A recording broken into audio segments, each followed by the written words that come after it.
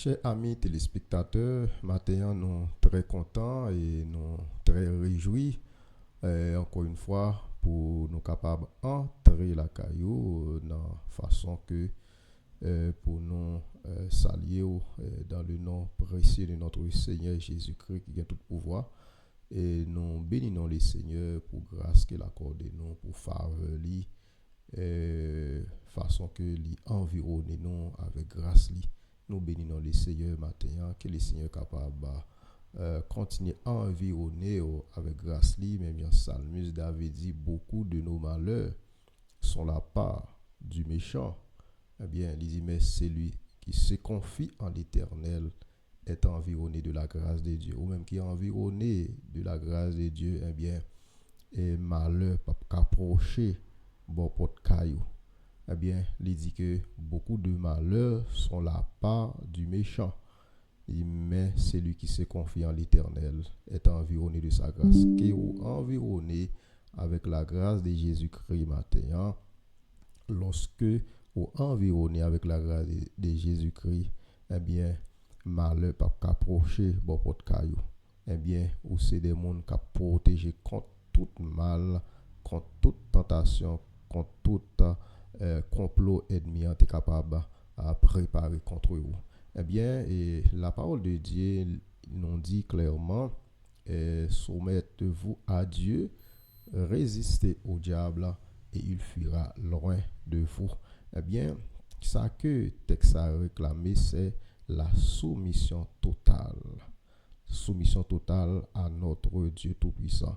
Eh bien, cela implique l'humilité et notre dépendance totalement envers notre Dieu. Eh bien, nous sommes capables de dire que la soumission, c'est la base de force, de résistance. Eh bien, pour nous capables de résister contre toute tentation, contre toute séduction ennemie, eh bien, il réclamer une base fondamentale qui c'est la soumission. Non seulement la soumission, c'est une base de force, de résistance, eh bien, demander pour nous capables animer nous par la foi en Jésus-Christ. La foi en Jésus-Christ qui pour affermir nous, qui pour quimber nous dans le moment de difficultés, dans le moment de malheur. Non seulement la foi, il y a l'obéissance à travers la parole de Dieu. Il y a la vérité, pratiquer la vérité. Et bien, tout ça, c'est ensemble de bases que nous devons gagner pour nous résister au diable. Eh bien, amis dans le Seigneur, maintenant, nous portons une vidéo pour vous. Eh bien, ça fait que nous sommes capables de joindre des difficultés dans la vie, des problèmes dans la vie. Eh bien, nous pas capables facilement céder avec moment ça qui apparaît devant nous. Faut que nous résister. Ça fait que nous sommes dit dans le texte là qui réclame la soumission, non seulement la soumission, la foi en Dieu, l'obéissance, et la vérité. Les mandés, il faut que nous gagnions ensemble de facteurs ça c'est eux même qui force de résistance là. Les ennemis apparaissent, eh bien là rejoindre toute bagaille ça, eh bien il pas camper, là obligé courir. Ça fait quelle que soit la difficulté qui est capable de présenter devant mais des pour gain facteur ça non ou eh bien difficulté est pas capable de surmonter, c'est au même qui doit surmonter lui. Parce que la parole de Dieu dit il donne la force à celui qui est fatigué et augmente la vigueur de celui qui tombe en défaillance.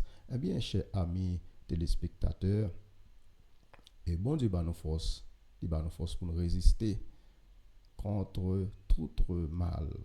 Il nous force de résistance. Eh bien, amis téléspectateurs, maintenant, nous avons une vidéo que nous allons présenter qui concerne un couple marié. Eh bien, nous croyons que vidéo ça, il pourra servir d'exemple à l'avenir, l'a servir nous sommes capables de leçons et de corrections pour vie future, pour vie demain. Eh bien, nous avons souhaité que vous preniez le soin pour tendre vidéo ça. Et vidéo ça va montrer que tentation est capable de venir sous quelques formes, sous quelques plans.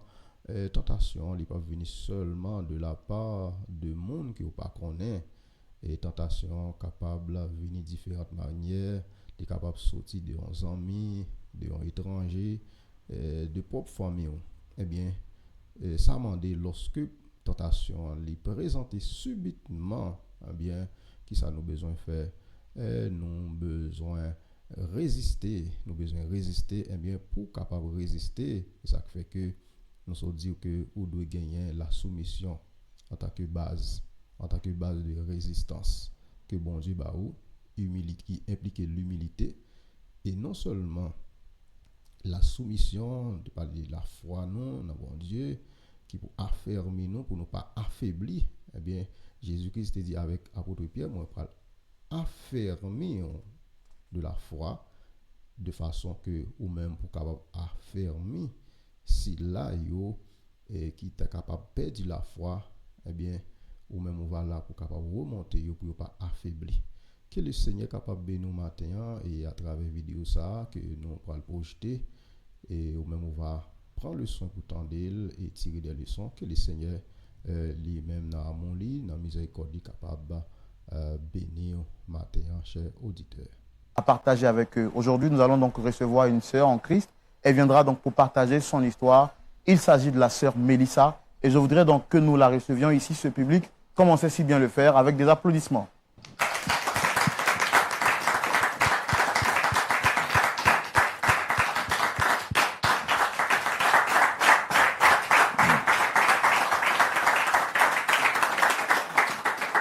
Merci, très cher public également. J'ai omis de vous dire bonjour, de vous saluer également. Merci d'être là avec nous. Que Dieu vous bénisse abondamment. Merci pour vos applaudissements. Et c'est d'ailleurs avec ces applaudissements que nous avons reçu notre sœur Mélissa. Shalom.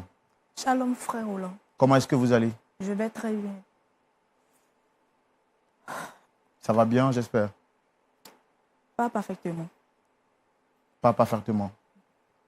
Mais on est sûr qu'avant que vous ne puissiez retourner chez vous, les choses iront pour le mieux. C'est ce qu'on espère en tout cas par la grâce de Dieu. Alors avant de commencer, je voudrais rapidement faire les présentations. Je suis le frère Roland. Juste en face, vous avez le pasteur Jean-Yves Toumo. Vous m'avez dit que vous êtes habitué à l'émission, donc sûrement que vous le connaissez. Le pasteur Jean-Yves Toumo, pasteur consultant sur cette émission.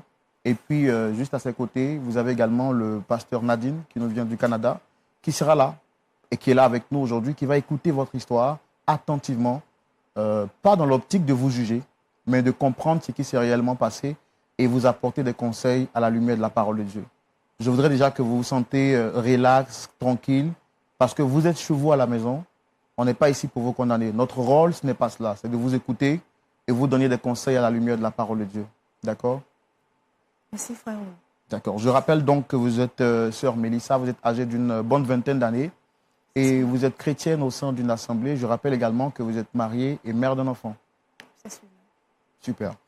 Alors, parlez-moi un tant soit peu de votre foi chrétienne. Je l'ai dit, vous êtes chrétienne, mais depuis combien de temps déjà que vous pratiquez la religion chrétienne? Merci, frère Roland. J'aimerais remercier aussi LMTV, ce qu'ils apportent. Parce que tout le monde l'entend, j'espère. D'accord. Écoutez, je sais que ce n'est pas facile, d'accord? Mais s'il vous plaît, faites l'effort de parler un peu plus fort. Je l'ai dit, hein, vous avez le pasteur Toumo, pasteur Nadine, des frères et sœurs dans la foi. Et derrière ces caméras, il y a des milliers de personnes qui suivent votre histoire. On n'est pas là pour vous condamner. Rassurez-vous. On veut comprendre qu'est-ce qui vous arrive et pourquoi vous êtes ici avec nous. Donc, en fait, allez-y, parlez plus fort. Allez. La gorge nouée. Je sais pas, j'ai tellement mal que je sais pas comment m'exprimer au fait. Ça va aller. Nous, on est avec vous. On vous aide à monter ensemble, à monter cette pente. Donc, sachez que vous n'êtes pas seul. Dites-moi, parlez-moi de votre foi chrétienne. Depuis combien de temps vous êtes converti maintenant? Ça fait maintenant 5 ans que je suis converti en Christ. Je suis choriste dans une église.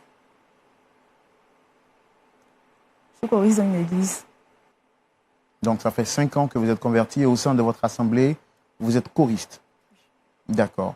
Alors, tout naturellement, si vous êtes ici, c'est parce que vous souhaitez trouver une solution à un problème.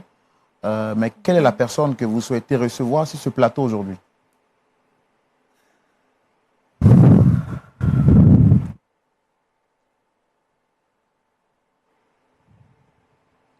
Frère Roland, c'est difficile pour moi. C'est très difficile pour moi. Je comprends. Je comprends vraiment. Que le Seigneur vous fortifie, c'est pas facile, je le sais. Mais que le Seigneur vous fortifie.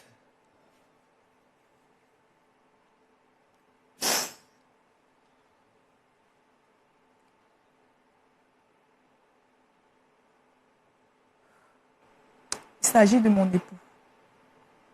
Monsieur Laurent. Ruben, s'il vous plaît. Donc, vous souhaitez rencontrer Ruben, Oui. votre époux.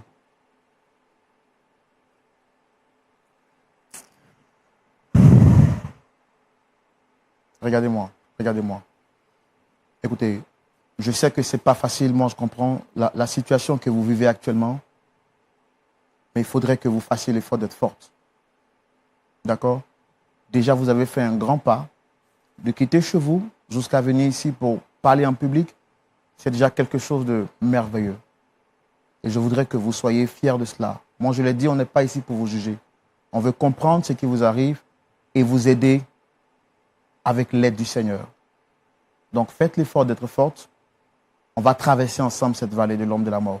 Vous n'êtes pas seul du tout, ok?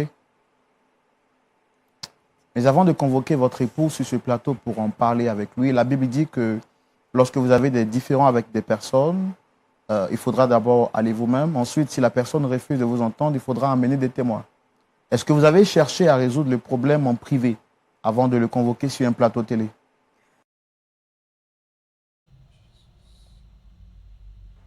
Vous l'avez dit, vous espérez que Point d'accord réussira à vous réconcilier. Et pour savoir ce qui s'est réellement passé, on le fera tout de suite dans notre rubrique Le grand déballage, et c'est maintenant. Voilà. Madame, je reviens à vous. Vous avez dit tout à l'heure que vous espérez que Point d'accord puisse vous aider à vous réconcilier, bien entendu avec l'aide du Seigneur. Mais qu'est-ce qui s'est réellement passé entre vous et votre mari?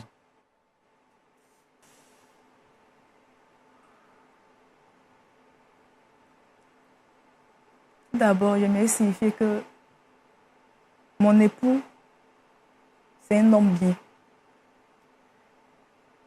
Quelqu'un qui est prêt à aider son prochain. On s'est rencontrés à l'église où je suis choriste et lui musicien. Après quelques mois, nous sommes mariés. Et un jour, comme bonne famille, on était assis en train de regarder la télé avec les enfants, avec mon enfant, pardon. Sonna à la porte. Je vois, ce sont des policiers. Ils sont venus chercher mon mari avec une convocation. Mon mari a fait quoi? Ils n'ont pas cherché à comprendre. Mon mari aussi ne voulait pas les suivre. Avec l'enfant, tout ça, c'était devenu un peu vraiment gênant. Donc, ils ont emmené mon mari. Je me suis vêtue vite, vite, et je suis partie au poste de police pour me voir pourquoi ils avaient emmené mon mari. Arrivé là-bas, on me dit que mon mari a fait un détournement de fonds. J'étais surprise. Je connais mon mari. Il ne peut pas faire ça. Donc après, je suis partie, on m'a laissé le voir. Je lui ai demandé, il a dit que non, il ne l'a pas fait. Il a même juré, il pleurait. Je lui ai dit que je crois en son innocence. Après ça, il a passé 3 jours au poste de police.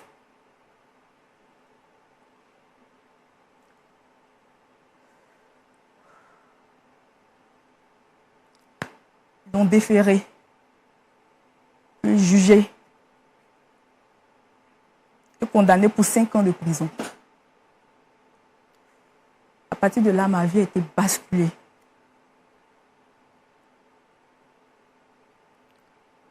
J'étais avec un enfant.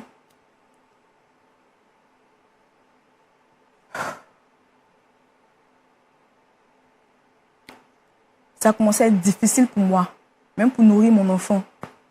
Il manquait même de la nourriture à la maison. Comme on le dit, c'est dans les difficultés qu'on voit les meilleurs amis. Je n'ai vu personne, même les amis de mon mari, tous mes amis, tout le monde m'avait tourné le dos.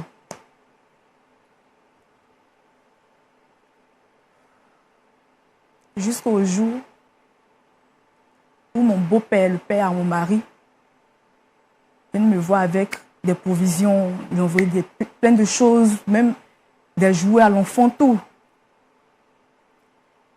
J'ai rendu grâce à Dieu parce que depuis mon mariage avec mon mari, il n'a même pas assisté au mariage. Je ne l'ai jamais vu. J'ai même demandé à mon mari, mais pourquoi ton père ne vient pas, pourquoi il n'est pas venu à notre mariage? Il a dit de laisser tomber. Que c'est une histoire, il n'a pas envie de rentrer dans les détails. Mais je sentais que c'était un peu froid entre eux. Ok, c'est mon beau-père, il vient à la maison. Il venait peut-être même quatre fois dans la semaine, il peut venir, défile, il envoie des provisions. En tout cas, j'étais là, j'étais heureuse. J'ai dit, ah Seigneur, merci. Ça, c'était pendant que votre mari a été emprisonné.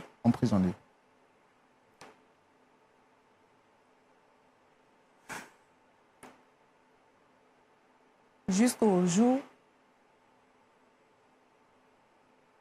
Oh Seigneur.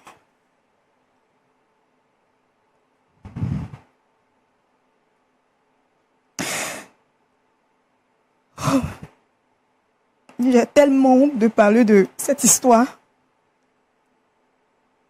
N'ayez pas honte, nous on est là pour vous écouter, pour vous aider. Parce qu'on sait que c'est un moment difficile que vous traversez. Il n'y a pas à avoir honte. Si vous êtes là, c'est parce que vous reconnaissez un tort. Et en Afrique, on dit une faute avouée est à moitié pardonnée. Donc, nous, on n'est pas là pour vous juger. Qu'est-ce qui s'est passé par la suite? Dites-nous.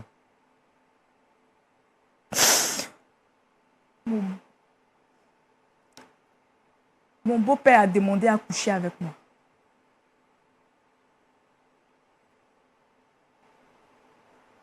Attendez. Vous dites que votre beau-père a demandé à coucher avec vous? Oui.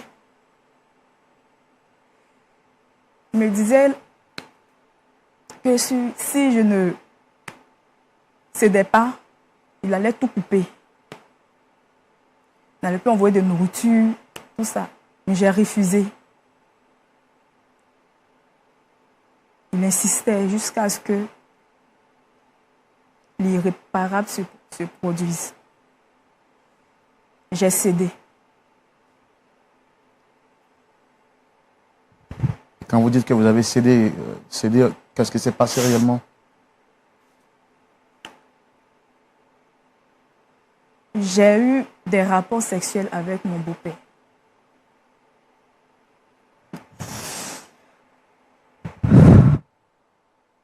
Alors, quand toutes ces situations avaient commencé à vous arriver, est-ce que vous avez pris le temps d'en parler à votre pasteur?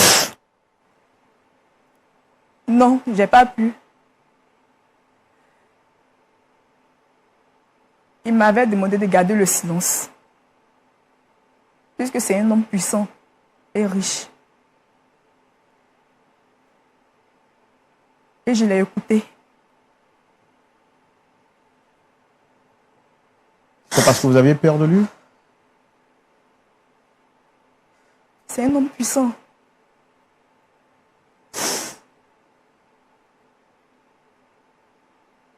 Et j'avais peur aussi de lui. J'avais peur de lui. Très peur.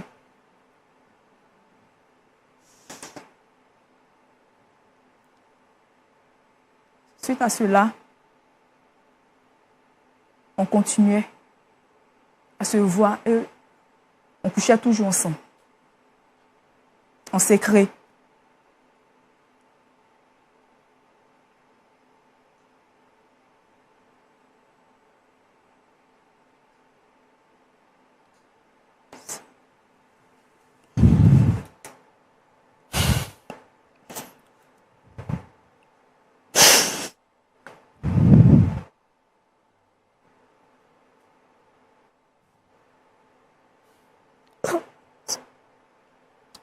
Alors, qu'est-ce qui s'est passé par la suite après ces temps de rapport?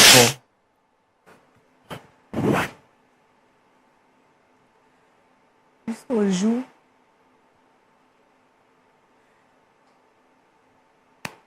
un soir, on était à la maison, mon beau-père et moi, dans la maison de mon mari.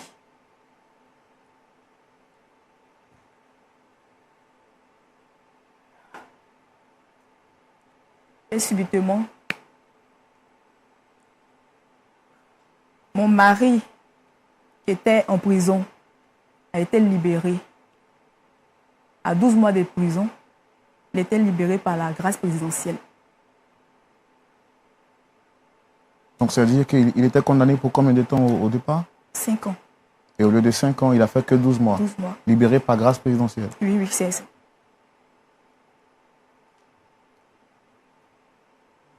Voulant faire une surprise à sa famille, il s'est rendu chez lui à la maison. Chez nous, notre maison habituelle.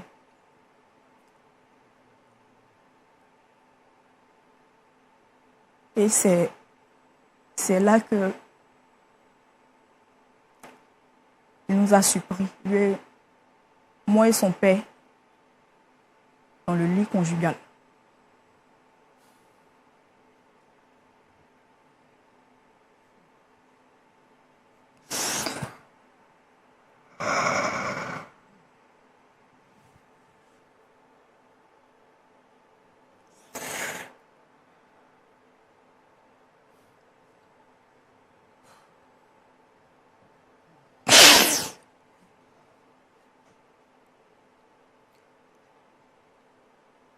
Et quelle a été sa réaction quand il vous a trouvé dans cette maison?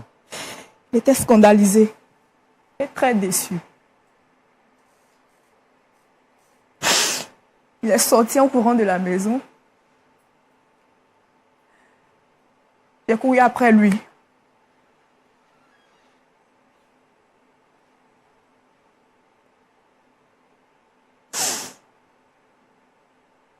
Et il était déjà parti. Et votre beau-père, en ce moment-là, comment est-ce qu'il se sentait? Qu'est-ce qu'il a dit?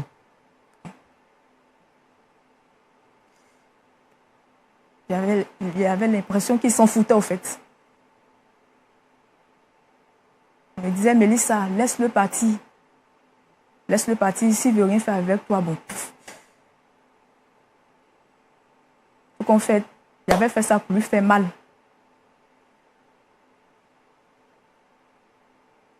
J'étais utilisé pour faire mal à mon fils parce qu'il m'avait désobéi. C'est ce que votre beau-père a dit? Il s'en foutait.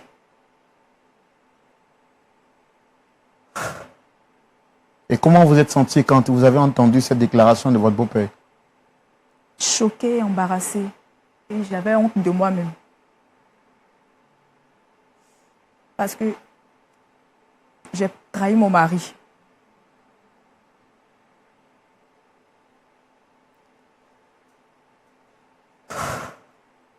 C'est pas facile pour moi.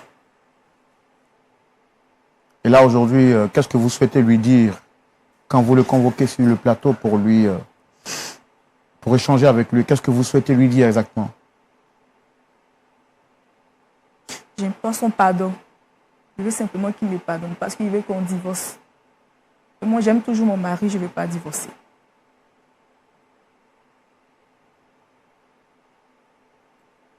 Je ne veux pas divorcer. Et c'est quand la dernière fois que vous l'avez vu de visu, physiquement, vous l'avez vu de visu, je veux dire physiquement? Je ne me rappelle pas trop, mais ça date d'un peu longtemps. Et si ce soir, il refuse de vous accorder le pardon, quelle sera votre réaction? Déçu, mais au moins j'aurais essayé. Alors, nous, on a tout fait pour entrer en contact avec votre époux. On va le faire revenir tout de suite. Mais est-ce que vous êtes prête à l'affronter là dans les yeux pour lui demander pardon? Est-ce que vous êtes prête, après tout ce temps, à le revoir et lui regarder droit dans les yeux? Oui. Oui. C'est difficile, mais je vais essayer.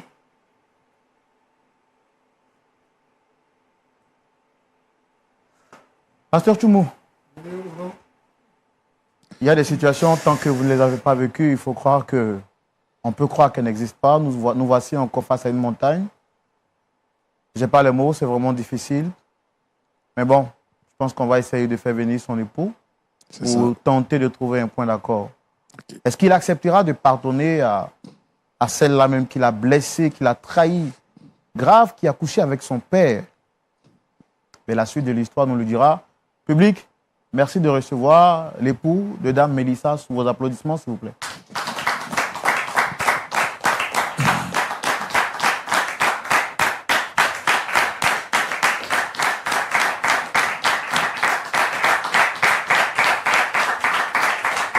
Et toi, qu'est-ce que tu fous là? Mais attendez, qu'est-ce que fout là, cette dame? S'il vous plaît, monsieur. Monsieur, s'il vous plaît. Non, monsieur. Installez-vous, s'il vous plaît.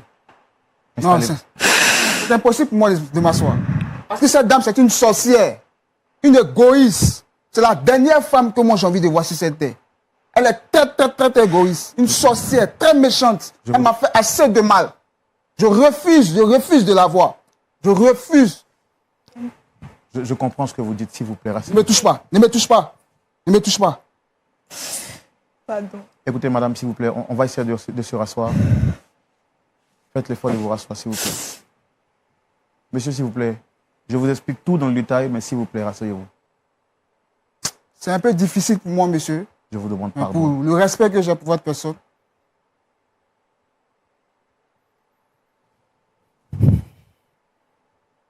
Déjà, merci beaucoup. Merci d'avoir répondu à notre appel. Alors, vous êtes sur le plateau de Point d'accord. C'est une émission qui tente de trouver des solutions à des problèmes difficiles. Et les gens viennent ici, et la plupart du temps, lorsqu'ils n'ont plus d'issue, plus de recours. Et cette dame qui est là nous a demandé de tout faire pour entrer en contact avec vous, pour vous demander pardon. Parce qu'elle reconnaît avoir fait quelque chose de grave. Et elle souhaiterait que vous lui accordez votre pardon. Donc elle aura naturellement besoin que vous l'écoutiez, s'il vous plaît. Et par la suite, vous pourrez dire ce que vous avez envie de dire. C'est trop facile. C'est trop facile, monsieur. Savez-vous ce que cette dame a fait?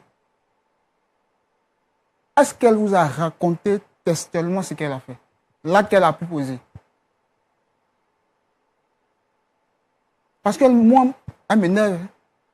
Je n'ai même pas envie d'entendre un mot venant d'elle. Je vous l'assure, c'est la dernière femme sur cette terre que moi j'ai envie de rencontrer. Voir de mes deux yeux. Elle m'a fait assez de mal. Assez.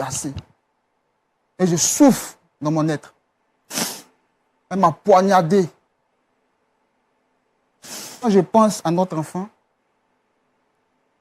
j'ai mal. Je me dis, cet enfant, quand il sera plus grand, qu'est-ce qu'il va penser? S'il sait ce que sa mère a posé, l'acte que sa mère a posé. Sera-t-il fier d'elle? La question reste posée. Alors, tout à l'heure, c'est vrai que vous m'avez demandé est-ce que je sais ce qu'elle a fait. Nous avons eu le temps d'écouter son récit. Je pense que il faudrait également entendre votre part de vérité. Qu'est-ce qui s'est réellement passé? Je rappelle que vous êtes Monsieur Ruben, si je ne me trompe, c'est bien cela. Et vous êtes entrepreneur. C'est exact. Moi, je suis le frère Roland.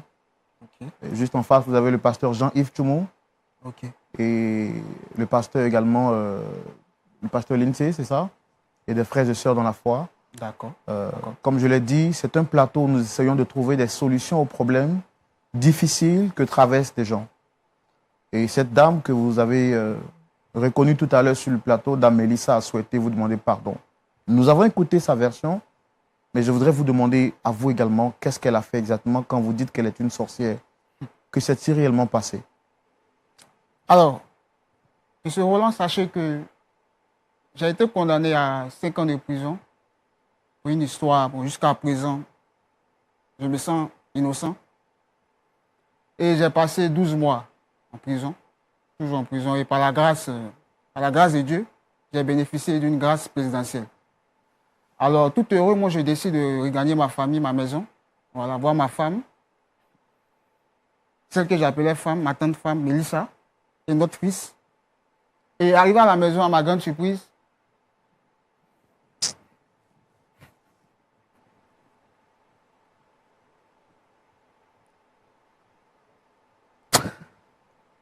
Jusqu'à présent, je n'arrive pas à croire. Je n'arrive pas à croire. J'ai surpris ma propre femme, Mélissa, dans notre lit conjugal avec mon père. Je dis bien mon père.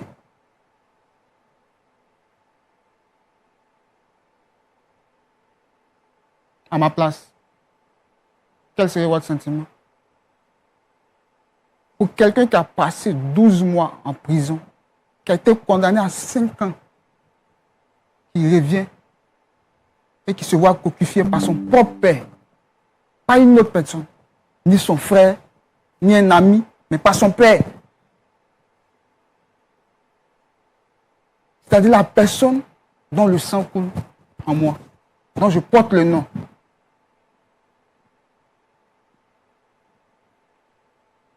Vous savez, par moments, il m'arrive de parler seul dans la rue. Parce que bon, après avoir parlé au pasteur et à la famille, ils m'ont dit de me calmer, mais la blessure, elle est profonde. J'ai mal. Je me demande qu'est-ce qui a pu bien se passer pour que ma femme puisse me tromper avec mon père.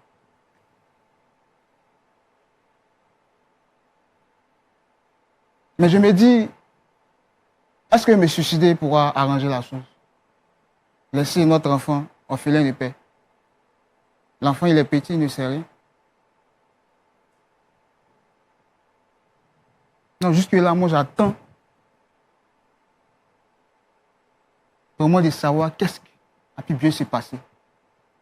Et quelle a été votre réaction à la suite de cette mauvaise surprise? Après avoir vu l'acte, je n'ai pas dit un mot. Je suis sorti de la maison, tout triste. Et quelques jours plus tard, je suis allé voir le pasteur, la famille de cette dame, pour leur dire que moi, je ne veux plus d'elle. Que c'est mieux qu'on divorce et l'enfant, on pourra s'occuper de lui. Moi, je trouve que c'est la meilleure solution.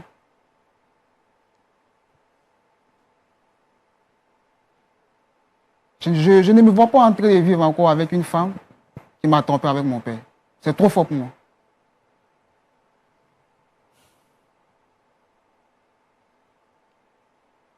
Dame Mélissa, vous avez demandé à faire venir votre époux. Je vois que ce n'est pas facile pour vous, malgré vos larmes qui coulent. Il est là, qu'est-ce que vous avez à lui dire? Droit dans les yeux. Ce sont des larmes de crocodile, ça. Arrête ça.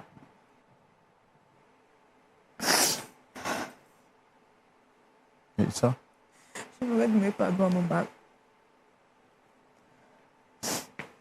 Je t'ai dit de ne pas me toucher. Arrête ça, arrête. C'est pas ma faute. C'est la faute de ton père. Tu es sûr de toi? Il m'a utilisé pour te faire du mal, c'est pas ma faute. Je ne voulais pas le faire. Donc, vas-y, raconte. Tu as commencé. Fais pitié. Frère, à cause de Dieu. Tu sais, je t'aime toujours. Je ne veux pas qu'on divorce. Je t'en supplie.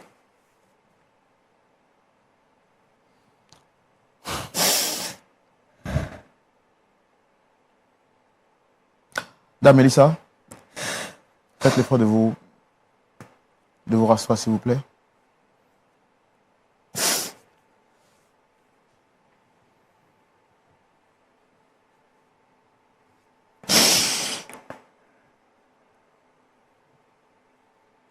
Alors, est-ce que vous lui avez dit ce que vous m'avez dit en privé avant qu'il n'arrive? Concernant l'acte de son père, qu'est-ce que vous m'avez dit en privé?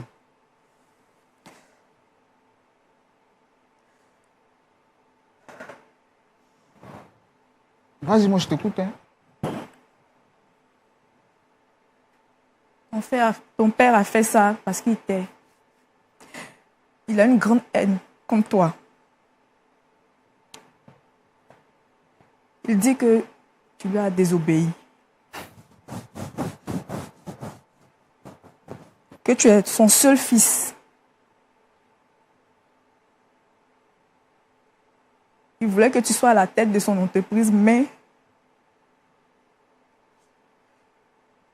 tu as refusé. Tu lui as tenu tête.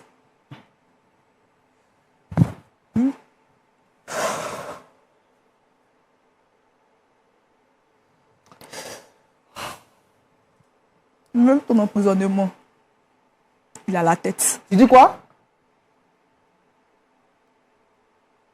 C'est mon père qui a formaté ce coup pour que je parte en prison. C'est bien ce que tu viens de dire, hein? Putain. Je l'ai appris le jour où tu es venu à la maison, quand tu es quitté en prison. C'est ce qu'il t'a dit ce jour? Oui. Pour le seul fait que je n'ai pas voulu travailler dans son entreprise, que j'ai voulu voler de mes propres ailes. C'est vrai, je ne t'ai pas dit qu'il y avait des embrouilles entre mon père et moi. Tout ça, bien sûr. Voilà l'une des principales causes de son absence lors de notre mariage. Mais je ne pensais pas qu'il pouvait réagir de la sorte. Est-ce que vous croyez votre père capable de faire ça? Bon, mon père était fâché contre moi, puisqu'il avait une entreprise.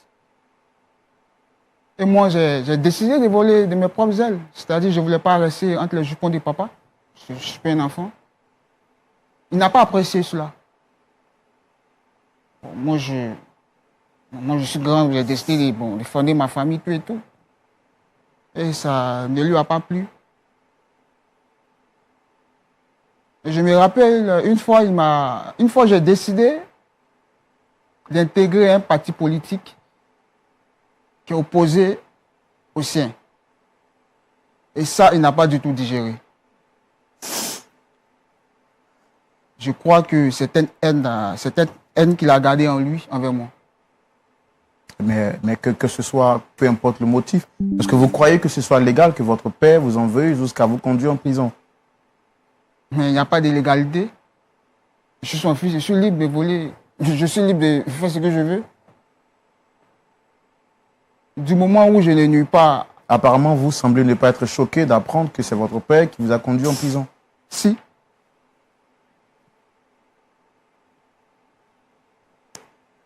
Ça aurait pu être quelqu'un d'autre. Est-ce que vous croyez votre père capable de le faire? C'est difficile. C'est difficile. Mais comme je vous l'ai dit, quand je me ressasse certaines choses dans le passé, j'ai un pansement au cœur qui me dit que vraiment, il est capable de faire cela. Et si ce que ma femme dit est exact, alors vraiment, c'est une humaine de sa part. Son propre enfant, je ne trouve pas ça vraiment joli. C'est méchant.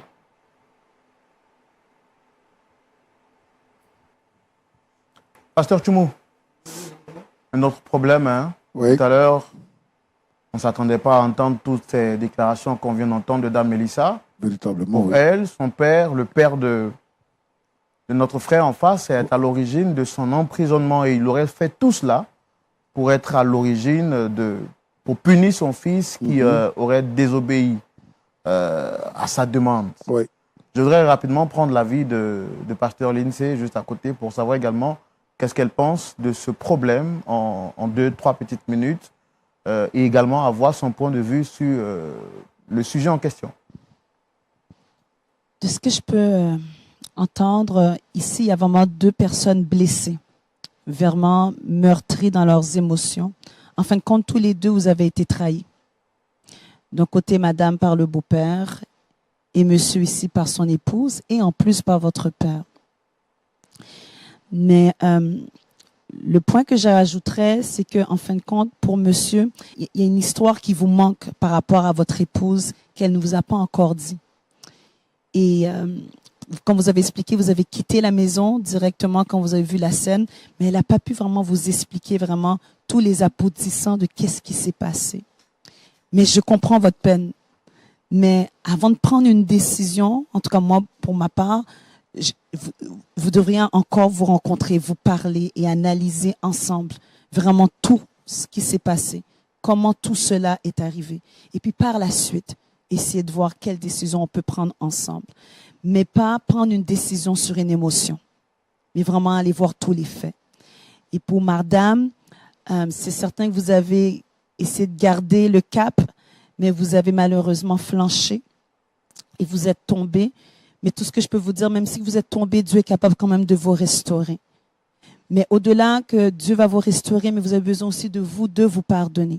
Et aussi de pouvoir être en mesure de recevoir aussi le pardon de votre conjoint, que lui aussi, il faut le comprendre que ça va lui prendre aussi du temps à accepter ce pardon. Mais avec Dieu, tout est possible.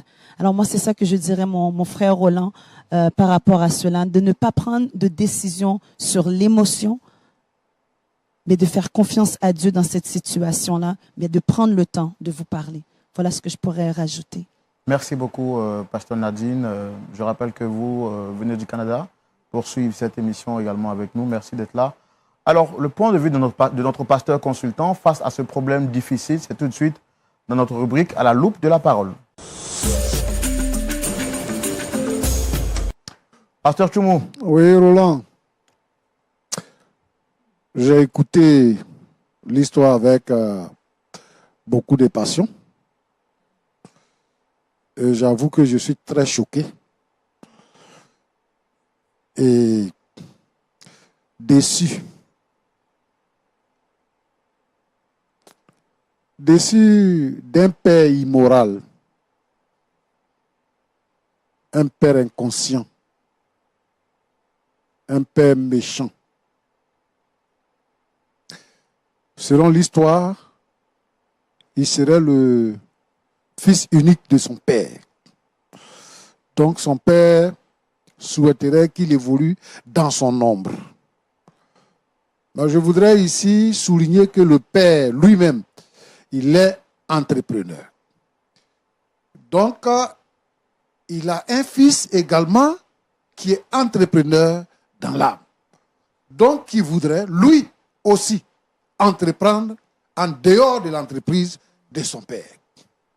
Moi, je pense que c'est un fils à encourager et c'est un geste à louer quand on a fait un fils qui nous ressemble.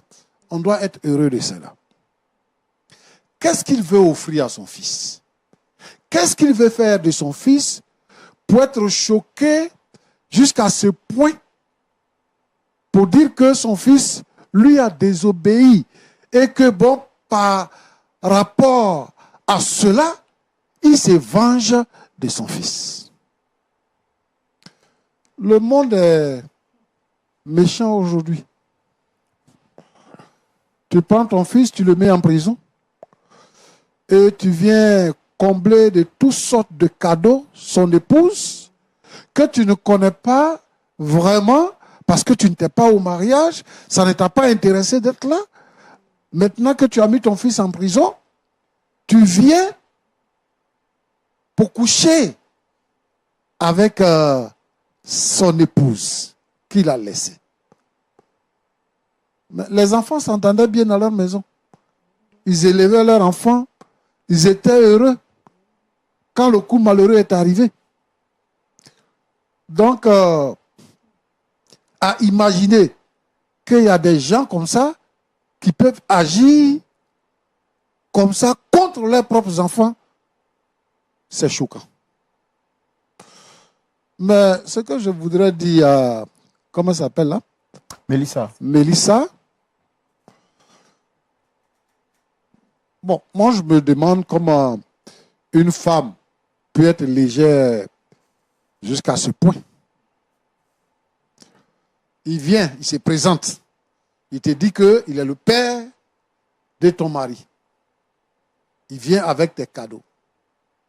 Des cadeaux même, des jouets pour l'enfant, la nourriture et tout ça.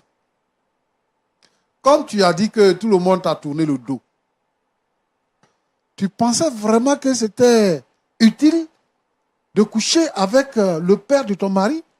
Mais dis-moi, comment tu vas les regarder les deux? C'est dit que ton mari sort de prison, le père de ton mari est là, même s'il ne venait pas vous surprendre dans le lit. Dis-moi, comment est-ce que tu allais les gérer les deux? Comment tu allais les regarder? Mais tu ne réfléchis pas. Ce n'est pas de la réflexion. Donc tu as couché avec lui parce qu'il t'a apporté à manger. Après que ton mari t'ait surpris, tu t'en vas maintenant voir le pasteur. Mais écoutez, vous appartenez à une assemblée, n'est-ce pas? S'il y a des difficultés dans la maison parce que le mari est en prison, il faut que l'église se mobilise.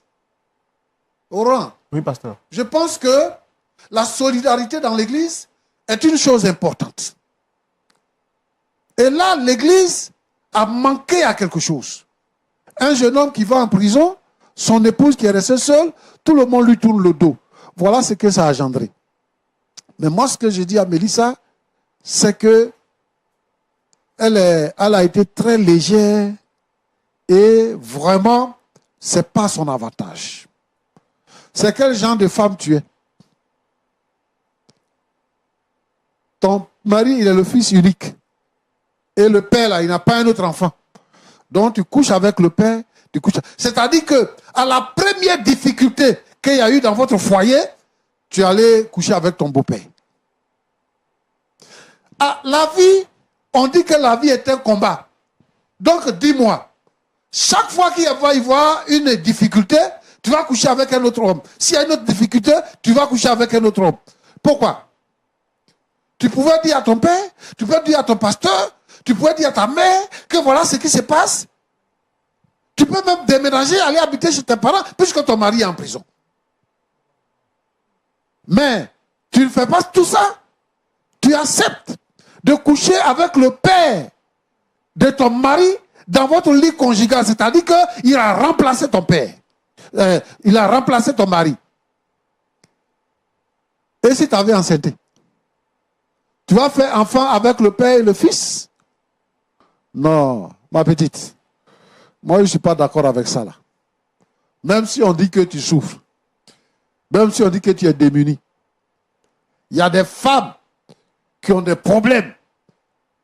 Mais tu es venu dire que tu es chrétienne, ça fait 5 ans. Une chrétienne qui vit dans la foi, qui connaît le Seigneur Jésus-Christ, qui sait qu'il peut avoir des difficultés, qui peut les surmonter. Bon, je pense qu'il y a quelque chose dans ta vie que tu dois revoir et que tu dois te repentir. Véritablement. C'est bon de demander pardon, mais il faut que toi-même, tu te repentes. Parce qu'avec le sexe, tu as un problème. Et il faut que tu te repentes. Mon fils, que Dieu te bénisse. Tu sais que dans la vie a plusieurs facettes. Hein. Il y a des choses même qu'on ne peut pas croire qui existent, qu'on ne peut pas concevoir, mais qui existent véritablement. Ce que je veux te dire, c'est que quand tu as un ennemi, quelle que soit la couleur de ton ennemi, c'est ton ennemi. Pourquoi les sorciers tuent les enfants? Parce que leur enfant devient leur ennemi.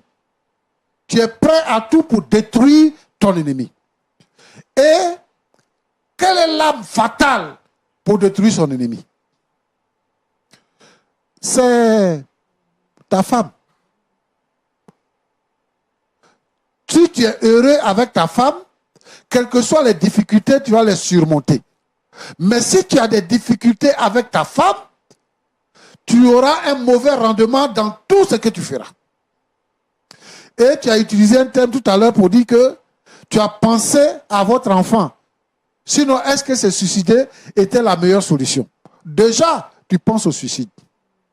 Alors que celui qui est chrétien qui se suicide, il va en enfer. Et donc, quand les gens disent que je souffre trop, et puis il va se suicider pour mourir comme ça, il va avoir la paix. Non, tu n'auras pas la paix, tu vas en enfer. Donc avec cette histoire-là même là, tu n'auras pas la paix. Pour que toi tu aies la paix, cela dépendra de toi-même. Il faut retenir que ce qui s'est passé, c'est vrai, ta femme a été légère, mais ta femme là, elle a été soumise à une pression très haute. Étant seule, elle n'avait pas de défenseur. Il n'y avait personne pour lui donner un coup de main pour surmonter la tentation. Elle a succombé. Mais depuis que tu es sorti de prison, elle est toute confuse. Elle est remplie de honte. Elle est remplie de chagrin. Toutes sortes de difficultés s'abattent sur elle. Et le monsieur, il l'a abandonné. Parce qu'il lui a dit, laisse-le partir. Parce que c'est moi qui l'ai mis en prison. Et j'ai couché avec toi pour lui faire mal. Pour vous séparer. Pour que tu souffres. Et c'est ce qui se produit actuellement. Moi, je pense que quand on sait qu'on a un ennemi commun, il faut se mettre ensemble pour le combattre. Si on se met ensemble pour le combattre, c'est fini. On va remporter. Lui, il a commis un acte pour te détruire. Toi, tu n'es pas un destructeur. Tu n'es pas comme lui. Moi, ce que je te demande, c'est que tu pouvais ne pas le savoir. C'est-à-dire, quand tu es sorti de prison, là, si tu ne l'avais pas trouvé à la maison, et que ta femme, que tu étais dans la maison, il ne pouvait plus venir, donc ta femme ne t'avait pas dit qu'il s'était passé quelque chose comme ça, et tout ça, tu pouvais ne pas le savoir. Il y a des gens, il y a des foyers qui sont là, et puis les hommes trompent leurs femmes, les femmes trompent leurs maris, mais ces personnes-là ne sont pas au courant, jusqu'à ils vont dans la tombe avec ça. Mais quand il regarde sa femme est une femme fidèle, quand il regarde son mari est un homme fidèle. Dieu a révélé cela pour que tu le saches, et que désormais, tu saches marcher. Parce que après ça, c'est la mort qui allait venir. Moi, je pense qu'il faut te mettre avec ta femme. Il faut lui pardonner ce qui est arrivé. Dans la vie, tout peut arriver. Et ça, c'est arrivé. Mais vous pouvez surmonter. Si tu la laisses là, tu gagnes quoi? Tu vas gagner le chagrin. Tu vas gagner la douleur. Mais tu peux abandonner. Tu peux renoncer à la colère. Tu peux renoncer à la douleur. Tu peux effacer de ta mémoire la trahison de ce qui est arrivé. Pardonner à ta femme et recommencer une nouvelle vie. Je veux dire quoi? Que le monde d'aujourd'hui, les gens ont refusé de marcher avec le Seigneur Jésus-Christ. Les gens ont rejeté Dieu. Et les gens ont remplacé Dieu par le mal. Ils appellent mal bien et ils appellent bien mal. Aujourd'hui, tu vois les homosexuels, tu vois les lesbiennes, tu vois les gens qui couchent avec les enfants, des pays développés qui veulent même voter des lois pour ne pas que ce soit un crime de violer une femme. Alors, le monde est détruit. Ouais, ce que nous voulons enseigner aujourd'hui, c'est de dire aux chrétiens d'être vigilants. C'est de dire aux uns et aux autres d'être vigilants parce que le diable est déchaîné. Et le diable n'a pas de couleur. Il utilise tout le monde. Il peut utiliser ton frère, il peut utiliser ta mère, il peut utiliser ton père, il peut utiliser ton pasteur, il peut utiliser ton ami intime. Et son but, c'est de détruire. Il voulait détruire un foyer. Et aujourd'hui, beaucoup de foyers sont en danger de destruction. La plupart des gens qui nous appellent, c'est pour dire que je veux divorcer, je veux divorcer, je veux divorcer. C'est ce que le diable veut. Et nous disons ici, non au divorce. Nous ne voulons pas le divorce. Merci. Quelle que soit la faute, il faut pardonner. Parce que nous ne sommes pas comme les autres. Nous sommes chrétiens. Alors moi, je t'appelle parce que ta femme est venue nous voir. D'abord avec beaucoup de difficultés. Elle-même, elle a honte de prononcer ce qu'elle a dit. Mais venir sur un plateau de télévision pour pouvoir dire ce qu'elle a dit, pour demander ta clémence, parce qu'elle a dit qu'elle a tenté dehors avec le pasteur, ça n'a pas fonctionné. Et elle pense que ici ça peut fonctionner. Nous disons non au divorce et nous disons oui au pardon. Et nous disons oui à la présence de Dieu dans les foyers. Alors je voudrais que vous puissiez entendre mon message et changer votre position. Que Dieu vous bénisse. Merci beaucoup, pasteur Tchoumo. Vous avez dit, hein, nous disons non au divorce, nous disons oui au pardon. Et le pasteur l'a dit, il faudrait que vous puissiez, il souhaiterait que vous entendiez son appel pour pardonner. Je voudrais vous redonner la parole, très cher monsieur, pour savoir qu'est-ce que vous avez à dire à la suite de ce que le pasteur Tchoumo vient de dire. Alors, monsieur Roland, j'ai écouté avec beaucoup d'attention les conseils et les propos du pasteur. Mais j'aimerais dire au pasteur que je vais prendre un sacré temps pour réfléchir. Il a dit beaucoup de choses qui sont vraies, mais actuellement, moi, je suis sur le choc.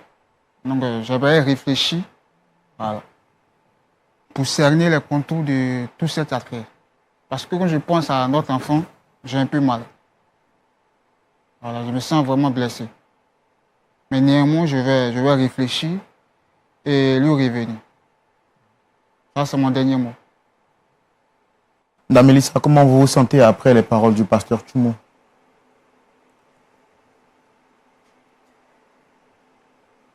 Au début, c'était un peu difficile, mais je me sens un peu soulagée. J'espère au moins que Dieu va toucher le cœur de mon mari pour qu'on puisse se remettre ensemble. Il n'est pas que ça aille au divorce. Vous l'aimez toujours? Bien sûr. Monsieur, est-ce que vous aimez toujours votre femme?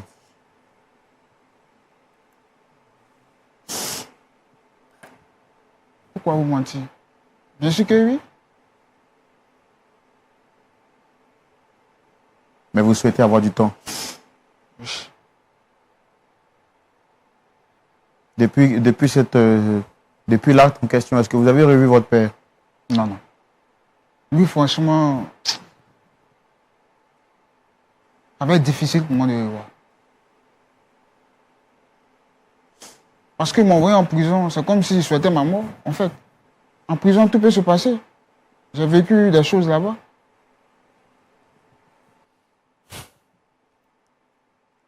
Je pense qu'on ne va pas vous forcer la main, pasteur Tchoumo. Il a dit qu'il aura besoin d'un peu de temps. Je crois également que la prière est une âme puissante qui incline les cœurs, comme l'abbé pouvait le dire. Il est le Dieu qui incline le cœur des pères vers les fils. Je pense que si vous les recommandez à la grâce de Dieu, on pourra pourquoi pas, avec le temps, essayer de trouver une solution possible. Oui, mon cher Roland, nous allons prier. Je sais que le pasteur Lissé, dans son intervention, elle a demandé qu'il y ait un temps de rencontre pour pouvoir discuter les deux. Et quand il dit qu'il va réfléchir, je pense aussi que ce sera bien de penser à la proposition du pasteur et de pouvoir se rencontrer pour parler. Parce qu'on ne peut pas tout dire ici sur le plateau. Il y a beaucoup de choses qui sont à l'intérieur. Et lui, il a dit qu'il veut cerner le contour de toutes ces choses. Mais nous allons prier et nous croyons que le Seigneur va intervenir dans ce couple. Voilà. Merci beaucoup. Donc vous avez la parole pour la prière de fin. Ouais. Seigneur, notre Dieu, notre Père, le diable veut détruire ce foyer. Et tous les foyers chrétiens sont la cible du diable. Le diable s'attaque aux uns et aux autres. Seigneur, il utilise la trahison. Il utilise, Seigneur, notre Dieu, notre Père, d'autres moyens pour détruire les foyers. Je prie particulièrement pour ce foyer-là, pour ces jeunes gens, mais je prie aussi pour tous les foyers en difficulté, qui sont en naissance de divorce, ceux qui ne se parlent plus, qui font chambre à part. Seigneur, notre Dieu, notre Père, parce qu'il y a des problèmes, permets que le Saint-Esprit les visite dans le foyer. Et que, Seigneur, notre Dieu, notre Père, tout ce qui est obstacle, tout ce qui est œuvre maléfique, diabolique, qui s'instaure dans le foyer, soit brisé dans le nom de Jésus-Christ. Et que, Seigneur, notre Dieu, notre Père, le pardon.